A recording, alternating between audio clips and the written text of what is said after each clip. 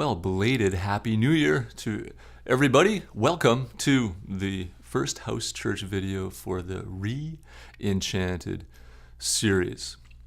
To understand the term enchanted, you first need to understand what it means for something to be enchanted. So before I get into my question mark, light bulb, and arrow, let me talk a little bit about enchanted and then, of course, enchanted.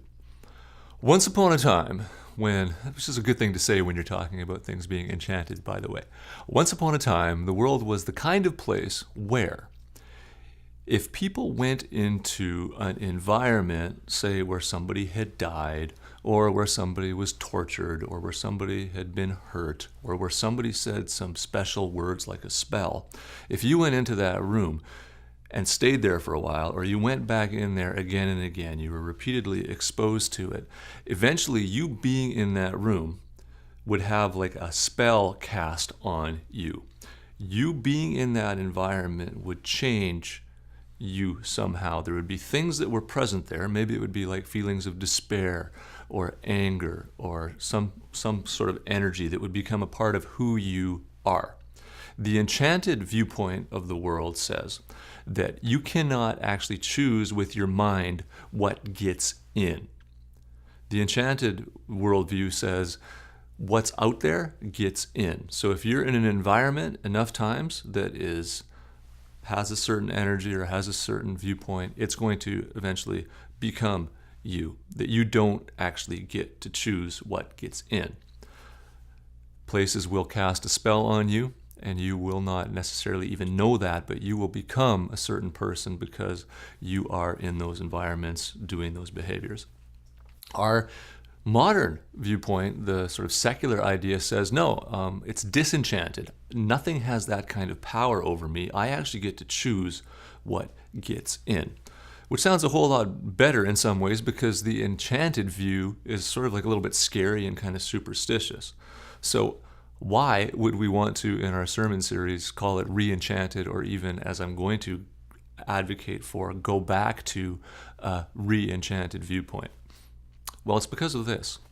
We actually aren't in a disenchanted world. We stay in an enchanted world. We just aren't aware of it, which makes it even more dangerous. There are spells cast on us all the time.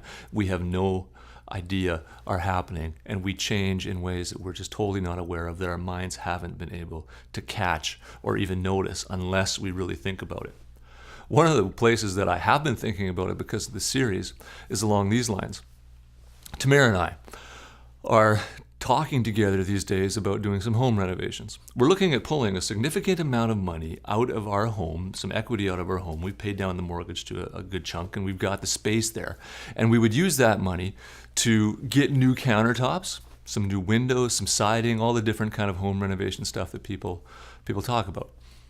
And this conversation to me just seems normal. It seems like the kind of thing you do. But if I stop and I go, okay, how did I become the kind of person for whom this behavior not only makes sense, but I don't think about it? That I would somehow free up money to change these countertops, which function well enough to be other countertops. What on earth happened to me that changed me to become that person that it's just automatic? In a sense, what got into me? Because I never thought to myself, you know what I want to become? I want to become the kind of person who does that. I just became that. Here's what I think happened to me. Same thing that happened to most of Canada. In the last 15 years, well, between 1997 and 2013, the home renovation industry has grown to $63 billion annually, an insane amount of money. And it's no coincidence that in 1997, when this boom started, a little TV channel called Home and Garden Television Canada was launched.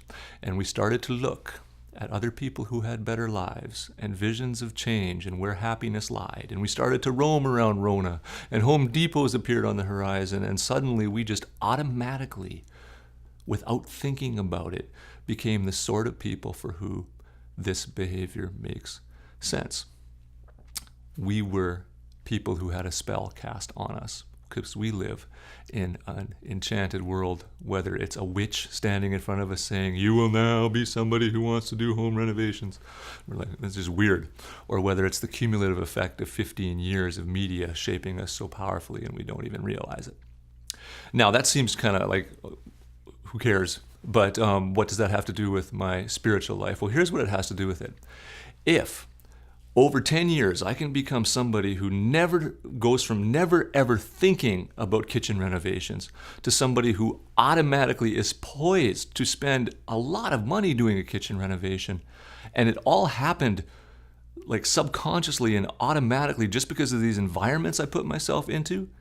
Then that same transformative path, that same spell being cast, that same power can be leveraged for holiness.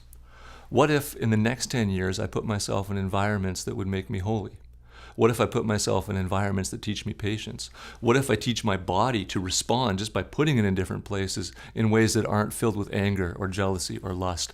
What if holiness can become an automatic response over time? Well, then it's tremendously hopeful.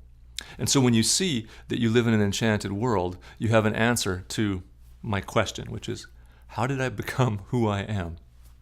How did you become who you are? And my light bulb is not because I thought it through. That's just simple enough. It is true that I became who I am because of the environments I chose to put myself in and the spells that those environments cast on me, and I became a person who sees things a certain way and automatically does things a certain way. My conviction then, my arrow is that there's nothing I do that doesn't do something to me. There's nothing you do that doesn't do something to you. Nothing is neutral. Everything is formative. Things get into our bones in the same way that the cold gets into our bones and just changes how we respond. And on Sunday, we saw how something had gotten into the Apostle Peter's bones, and no matter how much he didn't want to respond that way, his mind was telling him something else. His body had been trained. There had been spells cast on him over the years that made him have to respond a certain way. But he changed, and we can change, and the series will be about us becoming the kind of people who automatically do what is right and good because we have trained ourselves. We have learned how to do those things that cast spells on us for holiness. So enjoy the series. It's intriguing stuff. I hope you have great conversations in your house church. Grace and peace, everyone.